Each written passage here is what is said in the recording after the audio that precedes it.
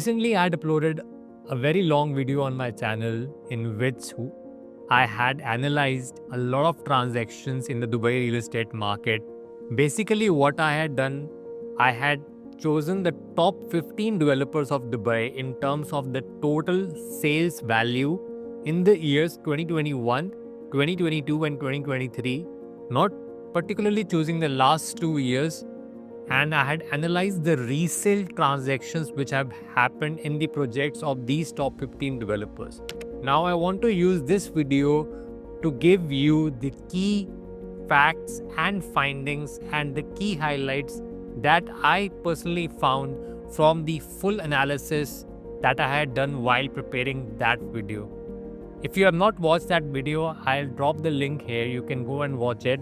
But if you just want to understand what are the key findings on the resale analysis, you can watch this video. And to watch such more interesting video, do subscribe to my channel. So what I basically found is that if we have to calculate the market average, like what the market has been appreciating on a year-on-year basis, it is very hard because a lot of projects are appreciating at a very high rate and some are not at all appreciating. And since in this video I had only analyzed the top 15 developers and not the other developers, I cannot give you a precise market average. But from whatever projects that I had analyzed, which were almost close to 160 projects, the market average of the year-on-year appreciation was coming to about 8.17%. So this is giving us a rough idea, but I will not say that this is the overall Dubai market average. Which Dubai developers have performed the best? Now, of my analysis of the top 15 developers, what I have come to a general consensus is that the government developers performed relatively better than the semi-private and the private developers. So in government developers, we have Dubai South, Nakheel, Dubai Properties. The average appreciation across all their projects is, as you can see here on the table, Dubai South around 25%, Nakheel 17%, Dubai Properties 13%.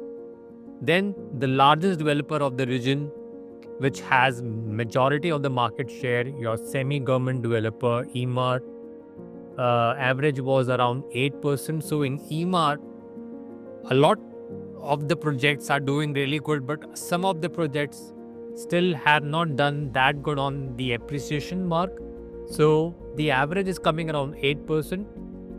And then Miras was around 7% average appreciation. Nashama, Town Square is around 10%. And amongst the private developers, Bingati tops at 10%. Then you have Select Group at 7%, Ellington at 6%. And then you have the rest of the lot, the Mag, Danube, Omniath. And then you have the couple on the bottom, which I don't want to name here, but you can understand. These are the average numbers from the analysis done across all their projects. Now, if I have to say which areas have performed really well, so basically it is the residential, townhouse and villa communities in good prime areas where there is a lot of activity, economic activity around that residential area that drives people to live there. And so if you look here, the first best area was the villas in the Dubai South area. Dubai South, I'm talking about the area which is to the south of the upcoming Al Maktoum International Airport. So that performed really well. I'm not talking about the apartments here. I'm just talking about the couple of villa communities, which is from Dubai South, your Pulse Beachfront and South Bay. So that is standing at 22.4. Then Villanova from Dubai Properties. Villanova from Dubai Properties, a very nice townhouse community, is standing at 20%. Then your Furjan, Nakheel Villas is around 18.8% average. And then you have a couple of Emaar villa communities, townhouse communities. Dubai Hills Villas is at an average of 13.4%. And the Valley by Emaar is at an average of 12.5%. So these are the top 5 areas which have performed really well. So we can get the gist of it that it's mostly the residential townhouse villa communities that have surpassed in terms of capital appreciation than the other areas which are predominantly probably having more of the apartments. So which property types performed well? Villas, we are looking that the villas have done really good, especially Dubai Hills villas. But one particular point to note here is that branded villas are not adding too much value in terms of the performance. Even the non-branded villas are performing actually better than the branded villas. That is from the findings that the majestic vistas, which are the Lamborghini branded villas and your address Hillcrest villas, they have not performed as good as the non-branded villas such as your Golf Place. And in terms of townhouses, overall townhouses have performed better than the apartments. Townhouse projects have ranged between 15 to 20% capital appreciation year on year. For a good townhouse project, for an average townhouse project, they are ranging between 10 to 15%. Whereas on the contrary, good apartment building projects appreciation year on year is ranging between 10 to 15% at best. Like in that range, we found some of the projects from Emaar in Dubai Hills, or let's say some of the projects from Bingati in JVC. Whereas the average apartment projects are hovering between your 5 to 10%, and of course there are few projects which were having a year-on-year appreciation of less than 5% as well. Townhouses have performed much better than the apartments, even from those apartments which are waterfront. So townhouse communities are the go-to for any investor looking strongly at capital appreciation with much more probability. Waterfront is good for living. Waterfront is very attractive. It is limited as well, but in terms of the historic performance, in terms of how the projects have appreciated, probably the waterfront projects, the price is already included at the launch. They are already having the premium attached to it. So the window of opportunity, like the buffer, is less for further appreciation. That is why waterfront properties, like if we take examples of, let's say, Ema beachfront, it has performed good, but not as good as the valley, which is in the middle of the desert.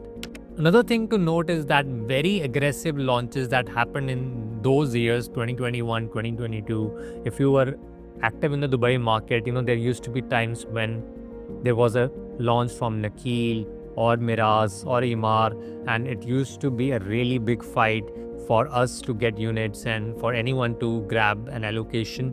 And the project used to get sold out within few hours. So we have seen that in those launches, when those launches were delivered, they have actually performed really well. Definitely, it was not a fake hype. There was actually a lot of demand for those projects, and when people couldn't get the allocation, maybe they went ahead and bought later in resale. And that is where we can see like the villa communities like Jebel Ali Village or Tilal Al Furjan by Nakheel. They were very hot launches during the time when they were released, and we have seen great appreciation numbers when now these communities have been delivered. One particular trend that I have noticed is that since I had analyzed 3 different year projects, so the projects that were launched in 2021, they have performed better than the projects that were launched in 2022, and the 2022 projects have performed better than the projects which were launched in the years 2023. So maybe from this particular trend, you can say that maybe the prices have risen a lot, and maybe the recently launched projects will not perform any better. But that's not the case. I would say why the appreciation has come really better for the 2021 projects is because they have been delivered, handed over. The projects and the communities have become much mature. So we have seen much more better resales on the market, whereas the ones which were launched in the 2023 year, probably most of them are still under construction and they're still to achieve the true value upon handover. So maybe once the handover happens in this year or the next year, you will see better numbers for those projects. Couple of things, if we have to see, like let's say if we talk about EMAR, because EMAR has large share of projects, in the Dubai real estate market. What I have particularly noticed is that in, let's say, Dubai Creek Harbor, I've seen even projects which were not having a direct creek view have performed better than the projects which were having direct creek view. I'm just talking in terms of the value appreciation. Of course, having a creek view is nice if you are living, but in terms of investment, it shows that having the direct creek view is not really important. Maybe it is more important to enter into a project which has been priced well, rather than paying into a project which has a view but you are paying already a lot premium to it, and then henceforth keeping less buffer for further appreciation. But in Dubai Hills Estate, it's a different case. In Dubai Hills Estate, I've seen the projects, the apartment buildings which are directly facing on the main Dubai Hills Park. They have definitely performed better than the apartment buildings which are on the golf course side, which are far from the Dubai Hills Park. So we have to wait further whether the buildings in the Dubai Hills golf course side will appreciate further or not. And one interesting finding was that, let's say in Dumac Lagoons, for an example, the very first few clusters of the new master community, they really appreciated well, but the last few clusters have not really appreciated in the market. That gives a very good example that the projects, that it is really key sometimes in some cases that you entered into the very first few phases of a master community, your chances, your probability of higher appreciation increases much further. High-rise projects are not doing that well. That is something that I am trying to find in most cases. Very few high-rise buildings have performed good. A few of the private builders, the apartment buildings, I don't want to mention those builders, but you can go and watch my video, and I have clearly shown, without hiding any details, some of the private developers, their projects are not doing good on the capital appreciation, but I would say that they do build nice, they do build on time, they are providing a good quality product, but somehow the prices are not going up so far. Another point to note is that it's very hard to judge how the ultra luxury apartment buildings are performing. Actually, there are very few which have been delivered recently, and not many resales happen in this project, because I think a lot of these are trophy assets. A lot of the investors are picking to hold these assets for the long term. So maybe there are a couple of transactions going positive, negative. So we can't really find a trend from that, but it's very hard, and there's limited data set. Lagoon Communities, I would say, is a big question mark right now in the Dubai market. In the recent years, a lot of the projects have been launched with lagoons, water lagoons, and properties are sold with the premium to the view of the lagoon. But we still have to wait and watch how these lagoons realize in reality, how they actually provide any value to the community, to the residents, and are they really well maintained or not. There's only one proper crystal clear water lagoon community which was delivered in District 1 and District 1 residences, and they have had practical issues on the site. Especially if I talk about District 1 residences, they were marketed heavily with this crystal clear blue water lagoon, and where people could swim, they could use it as a beach and everything. Currently there is no water.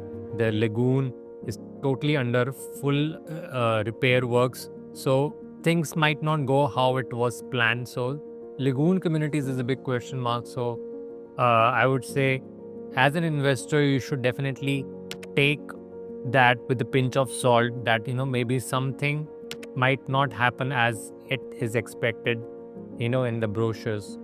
And one last surprising fact that I found through the analysis was that JVC as an area has actually performed well for the investors in the last 3-4 years, if they had entered into the right project from the right builder at the right price, let's say something which was around 1000 to 1100 dirhams per square feet. Now, they are at around 1400 to 1500 dirhams per square feet. They have gained good appreciation. So even some of the developers such as Ellington, Ellington has projects across all different communities, and they build the same, they provide the same kind of quality, but their projects in JVC has performed better than the other communities.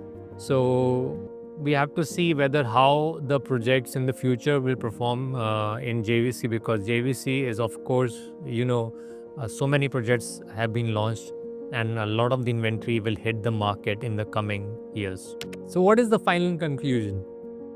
It is not appropriate to judge the whole real estate market as one single entity.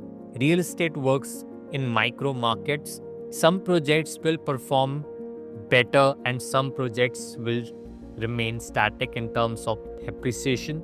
That will always happen. Overall supply and demand, I feel sometimes doesn't matter a lot. Yes, overall market sentiment does matter. So don't play the real estate game on pure speculation. So as long as you choose the right developer and an area which will have intrinsic demand for residents, it can be easily rented. The quality of the project is good and has been delivered on time, and where the property or the project is not overpriced in terms of its quality, location, and the overall development, I think you will not go wrong in that case. It is hard to predict the exact future, but if you work with the right consultant, at least you can avoid the pitfalls and the red flags. There is no best time to buy. It depends on what are you buying, what actually are you getting in the deal. The best areas are the residential villas and communities for any investor. So if your budget allows, you should definitely target the townhouses and the villas rather than the apartments. Maybe you can get a better deal in off-plan resale currently of a project which was launched a couple of years ago, which was already launched at a lower price. And even if you are paying a little bit of premium to the seller, you are still paying a much better value for the deal rather than the current off-plan projects. But don't go for any off-plan resale deal on the market, because there could be a lot of the deals which are actually distressed or below OP, but they are not giving you the true value because maybe originally that project was already launched at an overpriced point. So don't go for any deal on off-plan resale market. So in off-plan, projects need to be really picky, and you need to work with the right specialist who knows that particular property is not overpriced and there's still some scope left for further appreciation. And that is why it is wise to work with me, where I monitor the true ground reality. I study the launch prices before recommending any new project. I actually see whether it's worth for my investor. Like recently, just giving you an example, after posting that video, I got a few leads and few people wanted to work with me, and one of them was looking for a property around 2.5 million to get the golden visa, and his main goal was capital appreciation, and suggested him to buy a 3-bedroom townhouse on the resale market at 2.5 million, because I know that property in the future is worth 3.5 million. But somehow he went ahead with another consultant who just pushed him to buy a new launched project near the Al Maktoum International Airport, a 2-bedroom apartment, where in that project, in that community, there are so many similar units coming. Now you would say even in a townhouse project, so many similar units are coming, but need to understand the market demand. The demand is much stronger for townhouses, where end users, families are preferring these units to live, and your target buyer, when you are buying as an investor, your target buyer is that particular family who is probably going to take a loan, a mortgage, and pay you a premium for that property. So I always give the honest advice so that when you buy it with my advice and you call me after a few years, I can happily say that your property has appreciated this much. So I always give the honest advice, and when you buy with my advice and you call me after a few years, I can happily tell you that your property is now worth this much and you have achieved this much appreciation. Because I'm working for the long-term relationship from the very first day you contact me.